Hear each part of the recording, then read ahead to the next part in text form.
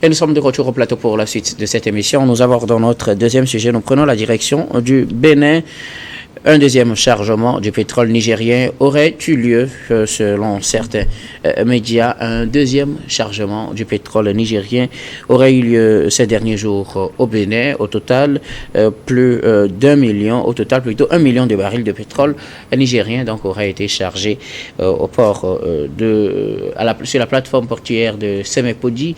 Et donc, ce qui relance un peu des interrogations sur la reprise du trafic en ce qui concerne le pétrole entre le Niger et le Bénin. On sait que depuis un moment, l'évacuation du pétrole nigérien à travers les pipelines en direction du Niger a été stoppée à cause du froid qu'il y a entre les deux pays. C'est vrai, ces derniers temps, une délégation nigérienne a été reçue par le président béninois Patrice Talon. Le dialogue semble revenir petit à petit, mais étant déjà arrivé au stade de la reprise du chargement du pétrole, c'est notre interrogation.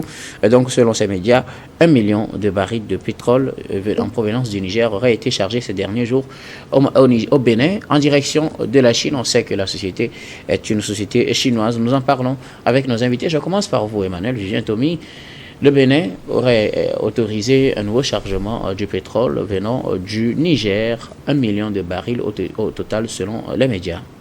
Vous savez, suivant la sagesse africaine, des fois quand un couple continue par se quereller jusqu'à un niveau, il suffit de les laisser, de les enfermer dans une salle.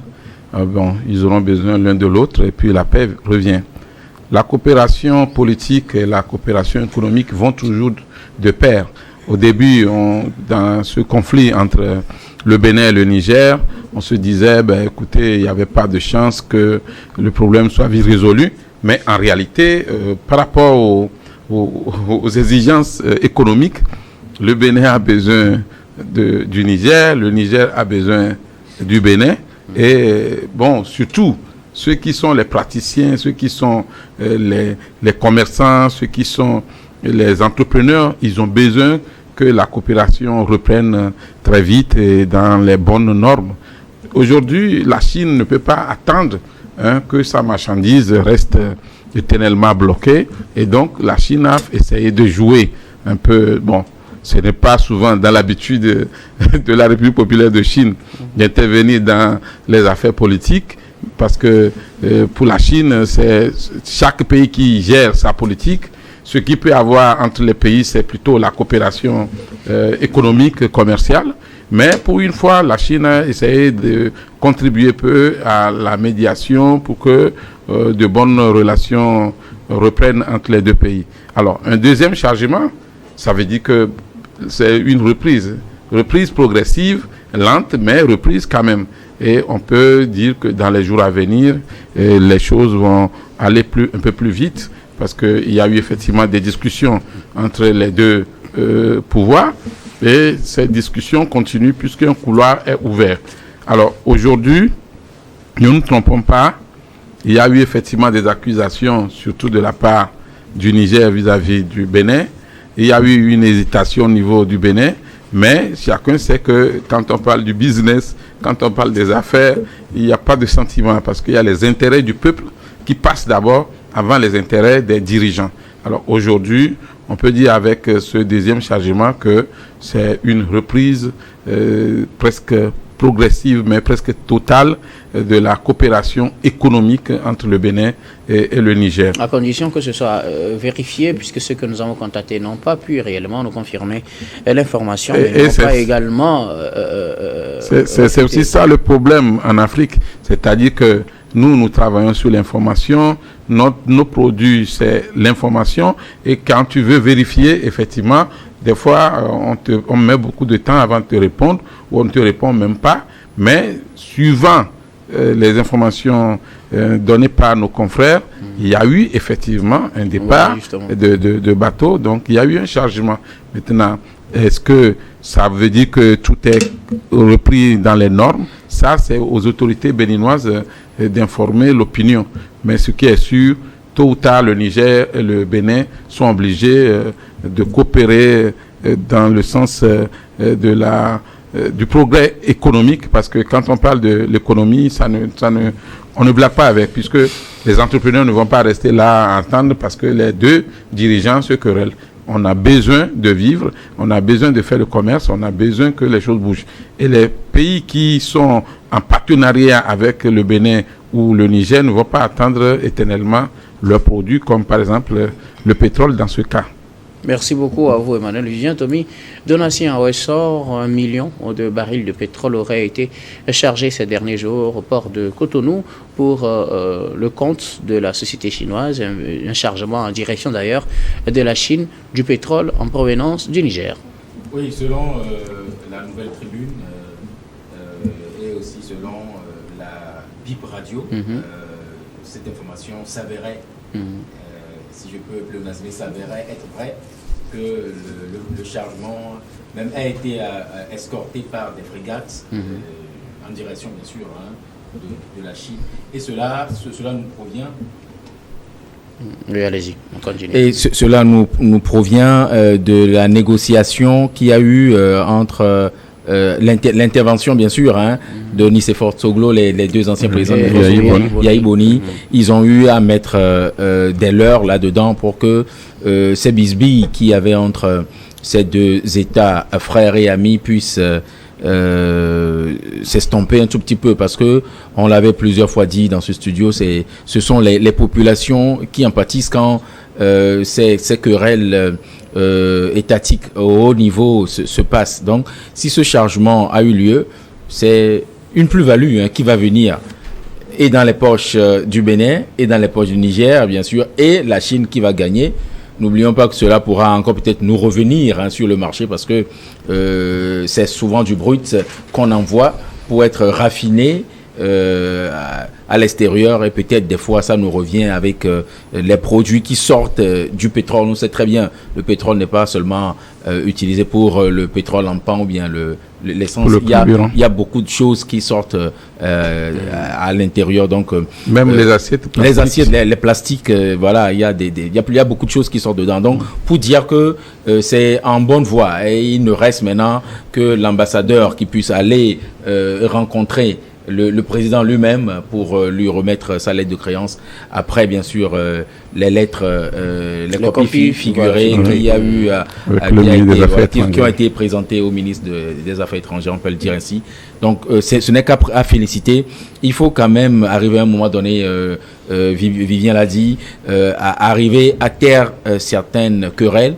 Et voilà, on a enfermé les deux époux dans la chambre, et ils ont trouvé un terrain d'entente. Bientôt, peut-être dans les mois à venir, on ne comptera que 9. Ça, c'est juste pour blaguer. Quelque chose pourrait en sortir. Merci beaucoup à vous. Donatien, on reviendra tout à l'heure si c'est quelque chose qui pourrait en sortir. Et puis aussi sur les autres prétendants qui lorgnent déjà le pétrole nigérien. Samir Urosama, 1 million de barils de pétrole nigérien aurait été chargé dans les ports de Cotonou ces derniers jours en direction de la Chine. On sait qu'il y avait eu un blocage après le premier chargement depuis la mi-mai 2024. Ce blocage est toujours d'actualité. En tout cas, officiellement, on n'a pas communiqué sur la levée du blocage, mais selon certains médias, il y aurait eu un changement ces derniers jours. Je pense que c'est l'aboutissement d'un certain nombre d'événements qui sont intervenus après le premier chargement. Vous vous rappelez bien qu'à l'époque, le Bénin avait estimé que l'autorisation de ce premier chargement marque une certaine volonté des autorités béninoises de faire en sorte que la tension puisse être apaisée entre le Niger et le Bénin après la levée des sanctions de la communauté économique des États de l'Afrique de l'Ouest. Et après ce premier chargement, un nombre d'événements se sont produits. Vous savez que dans la foulée, il y a eu l'arrestation de 5 ressortissants nigériens. Et dans la précipitation, le Bénin a procédé à leur jugement. Après, ils ont été condamnés par ceux-ci. Après, ils ont été libérés. Et par la suite, nous sommes rendus compte qu'il y a un certain nombre d'actes qui ont été posés, notamment que l'émissaire du président Talon, qui n'a pas été reçu par le général Tiani, il y a eu des incompréhensions. Après, on a vu que les deux anciens présidents béninois se sont rendus compte qu'il fallait agir et qu'il fallait se déplacer vers Niamey, parler aux autorités nigérienne. Et par la suite, nous savons qu'après leur visite et leur entretien avec les autorités nigériennes, il y a eu des discussions qui ont été ouvertes. Vous avez vu qu'il y a une délégation nigérienne qui a été reçue même à Cotonou, également pour essayer d'échanger. Mais on ne sait pas si ces discussions qui ont eu lieu portaient véritablement sur le pipeline ou sur la reprise des chargements au niveau donc du port du Bénin. Mais quoi qu'on dise, je pense que le chargement de ce deuxième chargement n'est que l'aboutissement de ces événements-là, et que cela ne marque pas véritablement l'ouverture de la frontière entre le Niger et le Bénin. Oui, ça c'est l'autre élément qu'il faudrait avancer, c'est que le Niger a intérêt à ce que la frontière s'ouvre. Pas que la frontière s'ouvre, mais le Niger a intérêt que son pétrole puisse continuer à être chargé. Parce que vous vous rappelez bien que le Niger a reçu de la Chine une avance en termes sous forme de prêt de 400 millions de dollars qui va être payé sur 12 mois avec un intérêt de 7%. Donc si le temps passe et que le Niger n'arrive pas à écouler son pétrole bleu à l'international, c'est-à-dire ce n'est pas forcément que le Niger va vendre continuellement son pétrole, comment l'appelle-t-on ? À la Chine. Le Niger peut diversifier ses clients à l'international compte tenu d'un certain nombre d'aspects par rapport à la procédure de vente. C'est la Chine qui vient acheter sur place et le convoi jusqu'au port à travers ce pipeline. C'est ce que je dis. En réalité, le pipeline ou le LODIC a été financé en grande partie par la Chine, véritablement. Donc, le Niger a besoin que le pétrole continue par couler véritablement, et que cet arrêt du chargement porte un préjudice au Niger, parce que plus le délai que vous avez donné pour payer vos dettes, plus le délai augmente, plus vous avez ce qu'on appelle la gestion de la dette. La dette va devenir encore plus consistante, le taux d'intérêt va encore augmenter, et que c'est le Niger qui perd en premier, véritablement, parce qu'ils ont pris 400 millions qu'ils ont injectés dans le renforcement de la sécurité, de la lutte contre le djihadisme et tout ce qui va avec. Permettez que je pose une question, parce que là, apparemment, peut-être qu'on n'a pas la même conception de la chose. Le Niger vend son pétrole brut déjà à la Chine sur place, et c'est la Chine qui le convoie à travers le pipeline jusqu'au port du Bénin pour le charger dans des bateaux en direction du pays de destination qu'elle veut. Non, je pense que le pipeline est déjà construit. Oui. Le pipeline est déjà construit, et c'est par rapport à l'accord qui existe entre le Niger et le Bénin que le pipeline a été construit. Oui. Le pipeline n'est pas une propriété de la Chine. Oui, bien sûr. Le pipeline a été construit avec l'accompagnement financier de la Chine. L'accompagnement financier de la Chine. Donc, le Niger a toute la latitude de vendre le pétrole à qui il voudrait dans le futur, parce que même les conditions du prêt qui leur a été accordé dit que le Niger paiera le prêt à la Chine après la vente de son pétrole brut à l'international.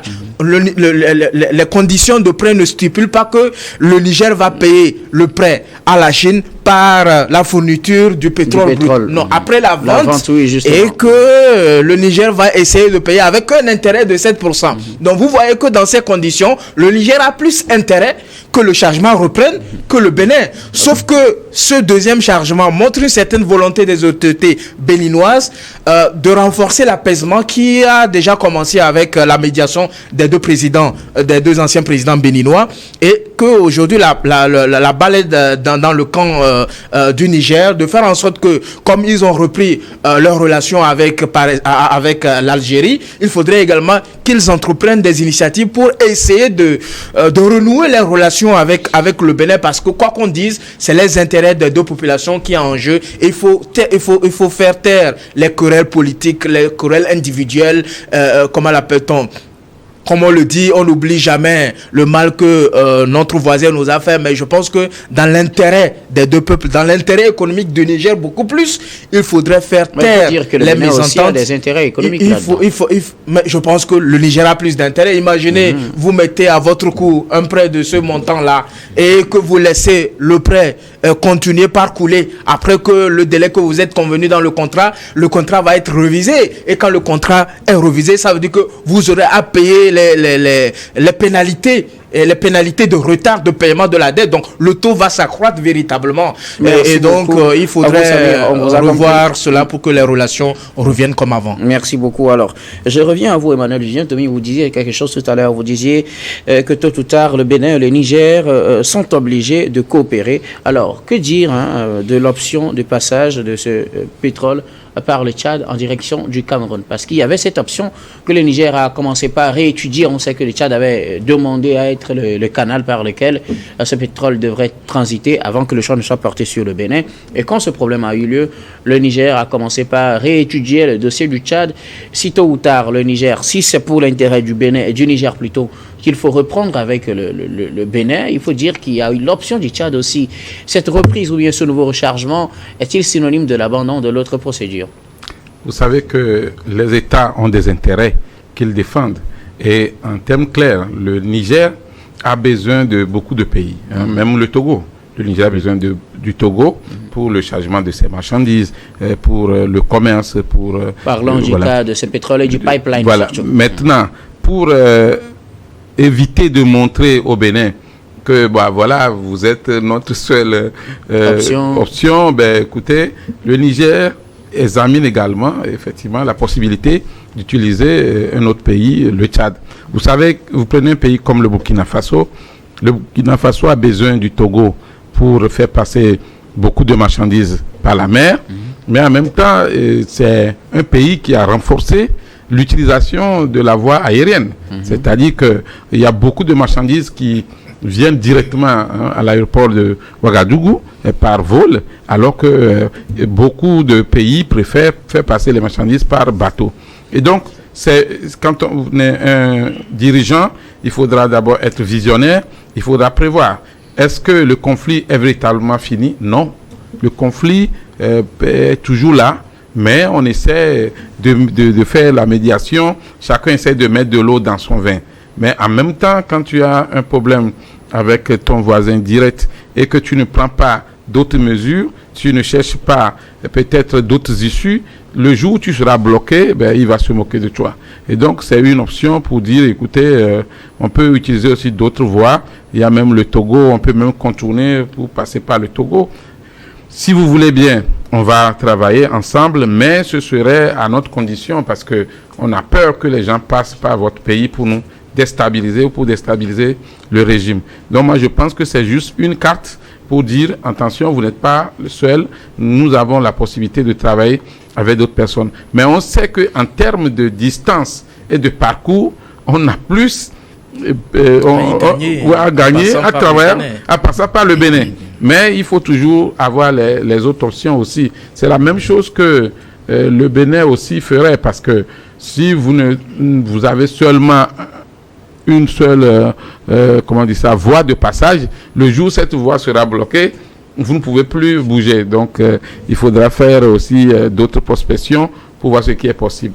Mais le mieux pour le Niger et pour le Bénin, et donc pour la sous-région, c'est que ces deux pays s'entendent très vite, que les termes soient clairs et qu'on ne fasse pas de l'hypocrisie politique.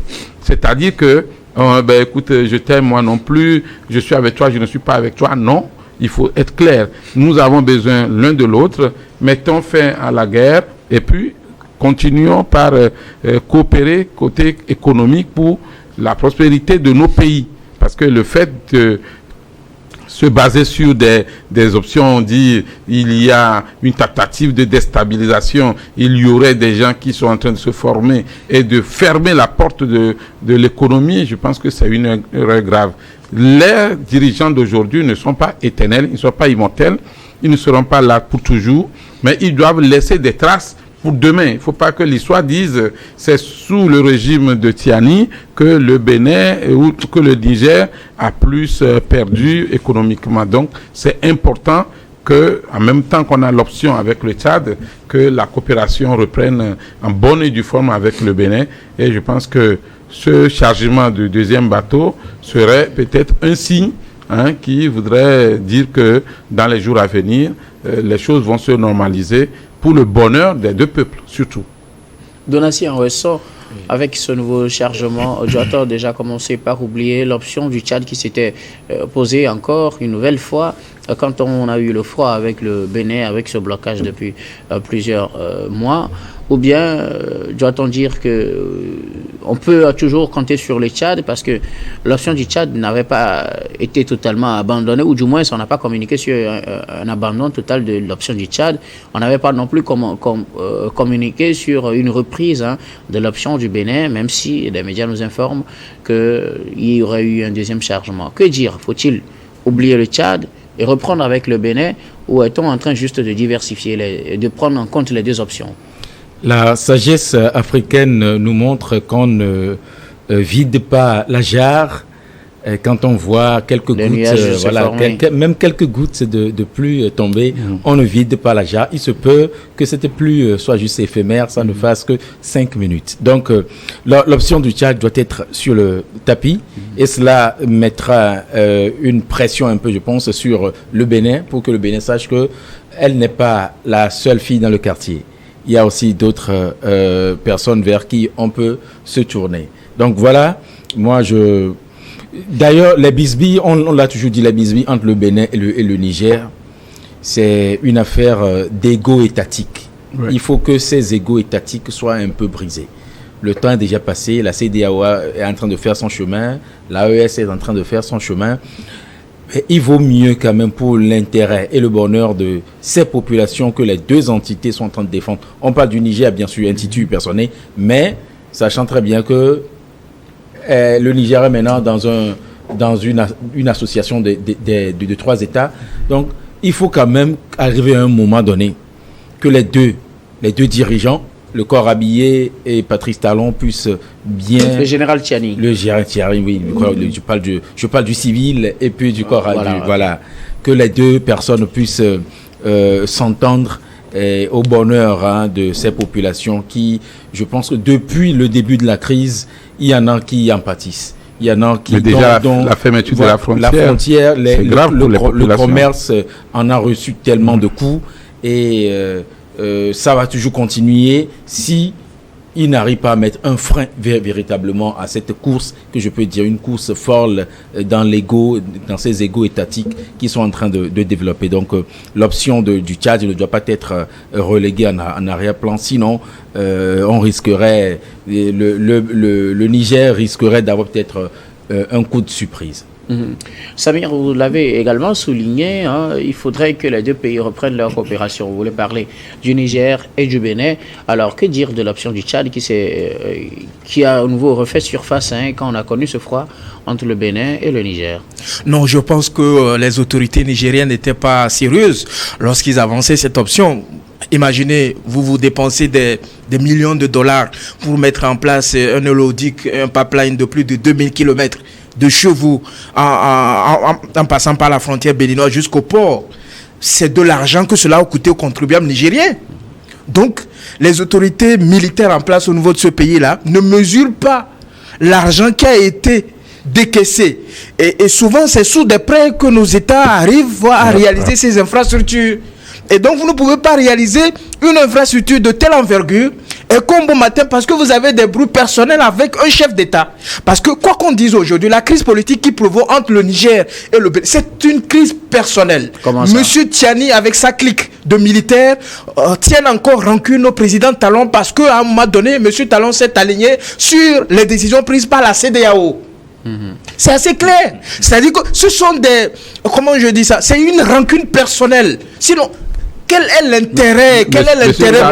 Vous avez suivi la dernière interview du général Tchiani où mais monsieur Guillaume, est-ce que vous n'êtes pas habitué par des discours populistes de ces militaires-là qui ont pris le pouvoir par la force dans ces 3 pays de l'AES? Est-ce que le fait de prendre le pouvoir par la force empêche de dire réellement qu'est-ce qui prouve que ce que M. Tchiani est en train de dire, c'est la vérité? Qu'est-ce qui prouve également que ce qu'il dit n'est pas la vérité? Oui, parce qu'on est habitué par leur discours populiste, par leur discours populaire pour le monde. Mais vous savez, M. Guillaume, vous savez que la plupart de nos économies sont des économies, comment l'appelle-t-on, animées par des commerces, on peut dire informels. La grande majorité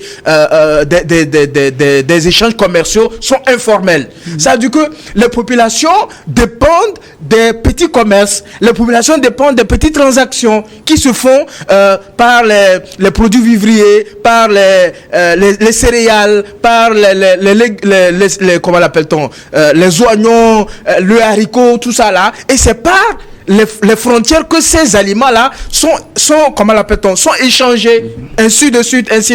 Donc vous ne pouvez pas, parce que vous avez un intérêt personnel, parce que vous avez une rancune personnelle vis-à-vis d'une autre personne. C'est le terme personnel que je ne comprends pas, parce que c'est une affaire d'État. Quand la crise nigérienne, à moins que vous ayez des preuves. Quand la crise nigérienne, je vais vous apporter des éléments pour que vous compreniez un peu. Okay. Quand la crise nigérienne est arrivée à la suite donc du coup d'État qui a été orchestré par les militaires le 26 juillet. Qu'est-ce que la CEDEAO, quelle était la position de la CEDEAO? Est-ce que la CEDEAO disait que la population nigérienne était dans une situation de confrontation ou la population était dans une situation illégale? La CEDEAO disait clairement que le pouvoir qui est incarné par des autorités légalement et légitimement mises en place doivent être restaurés, doivent être remis à leur poste. Donc ça veut dire que les militaires qui ont pris le pouvoir devraient simplement remettre le pouvoir. Non, même si ce n'était pas, même si ce n'était pas vraiment à se référant, même si ce n'était pas à remettre le pouvoir au président Bazoum, mais à des civils. Vous pensez que la CEDEAO allait rester insensible par rapport aux efforts déployés par les autorités? En quoi cela est devenu une affaire personnelle? Parce que les autorités nigériennes ont dit, et ils l'ont dit clairement, que M. Talon était prêt à attaquer leur pays. Pourquoi est-ce que c'est M. Talon qu'ils ont vu? Est-ce qu'au sein de la CEDEAO, il n'y a que Talon? Est-ce qu'il n'y a pas le président nigérien? Est-ce qu'il n'y a pas le président nigérien? Plutôt la frontière entre le Niger et le Nigeria sont toujours ouvertes. Est-ce qu'il n'y a pas le président ivoirien? Est-ce qu'il n'y a pas le président Bissau-Guinéen? N'a pas de frontière avec est-ce qu'il n'y a pas mais la frontière Nigeria, est-ce que la frontière n'est pas ouverte? Oui, elle est ouverte. Elle est toujours ouverte. Pourtant, celui qui a pris le lead dans cette affaire, ce n'est pas Tinubu. C'est Tinubu. Oui, ça veut dire que le Nigeria, les autorités nigériennes ont peur de M. Tinubu et ils considèrent M. Talon comme quelqu'un avec qui on peut jouer véritablement. C'est pourquoi en réalité, quand on est chef de l'État, on doit pouvoir être fort. Un chef de l'État, c'est quelqu'un qui est fort. C'est-à-dire il faut savoir imposer ses décisions. Il ne faudrait pas être là et on te manipule de gauche à droite. Alors pour vous, véritablement, l'option du Tchad, ce n'était pas sérieux. C'était du pipeau. C'était de la communication populiste. Comme on a habitué dans ces pays de l'AES. Et donc finalement on va revenir au Bénin quoi qu'il arrive. Mais attendez voir, quand ils seront face à des difficultés financières, quand ils vont endetter leur pays par rapport aux prêts qu'ils ont pris auprès des bailleurs internationaux qui seront incapables de payer, ils seront obligés de renouer les relations avec le Bénin. Mais peut-être que ça peut être conditionné par un certain nombre de mesures qui doivent être prises par le Bénin. Mais je pense que la meilleure option qui convient à l'heure où nous sommes en train de parler, c'est que les autorités nigériennes prennent conscience qu'en réalité, il est important qu'on enterre la hache de guerre. Il est important qu'on laisse de côté les rancunes, qu'on oublie le passé, même si on ne l'oublie pas définitivement, et qu'on puisse remettre sur la table les intérêts ou l'intérêt économique des populations nigériennes et qu'on laisse les populations échanger à travers les petits commerces qu'on avait l'habitude de voir et tout. Merci beaucoup. Alors, Vivien, rapidement, quelques secondes. Oui, juste pour dire que l'option du Tchad ne peut pas être oubliée comme cela parce que on est un État et on ne peut pas se limiter à une seule source. On peut avoir des sources diverses et on peut les utiliser dans la mesure du possible. Donc, mais pour vous, les autorités nigériennes étaient bel et bien sérieuses quand elles remettaient sur la table. Bien sûr, quand vous êtes en conflit, vous pouvez montrer à l'autre que nous avons d'autres possibilités et donc on a tous intérêt à s'entendre. Merci beaucoup. Il faut sacrifier le pays. Merci beaucoup à vous tous pour vos contributions. Nous allons marquer la pause pour le journal. On reviendra tout à l'heure pour la suite de cette émission.